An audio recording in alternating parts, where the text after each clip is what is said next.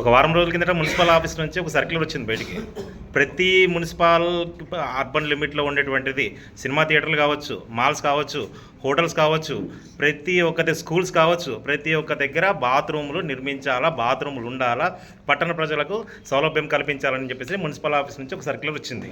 So ఈ అంశం గురించి ఒకటి మాట్లాడుకుందాము. చిన్నగా కన్నేసిన చిన్న అని ఒకటి గతంలో ఒక స్టోరీ ఉంది.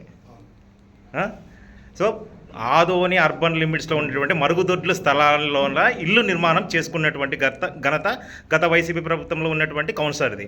ఆ కౌన్సిలర్ ఇప్పుడు బీజేపీలో జాయిన్ అయినారు. బీజేపీలోనే ఎక్కడ పడితే అక్కడ యాక్టివ్ ప్రోగ్రామ్స్లో అన్నిట్లో కనిపిస్తున్నారు. ఇప్పుడు ఆ మరుగుదొడ్డి స్థలాన్ని ఇప్పుడు మీ కూటమి ప్రభుత్వం ఏం చేస్తే చెప్పండి. వర్తించాల్సిందే. దాని గురించి చెప్పండి.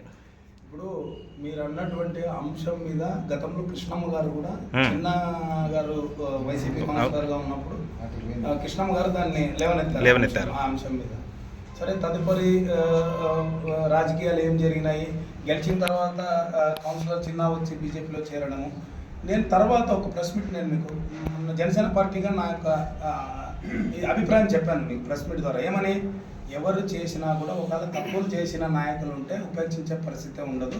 ఆ తప్పుల్ని కప్పిపుచ్చుకోవడానికే ఇక్కడ ఈ గొడుగు కింద వస్తున్నారంటే మాత్రం వాళ్ళ తప్పే అవుతుంది అని అన్నాను. ఇప్పుడు మీరు చెప్పినటువంటి అంశాన్ని తప్పకుండా ఎమ్మెల్యే గారి దృష్టికి తీసుకుని వెళ్తా. 100కి 100%.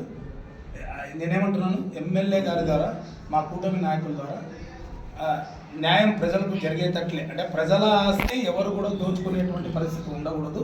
దాన్ని మళ్ళీ తిరిగి ప్రజలకు ఇప్పించేటువంటి పనిలోనే మేము నిమగ్నమై ఉంటాము. ఎమ్మెల్యే గారితో చర్చించి దాని మీద వెంటనే చర్యలు తీసుకోమని చెప్తానని కూడా ఈ మీడియా ముఖంగా నేను తెలియజేస్తున్నాను.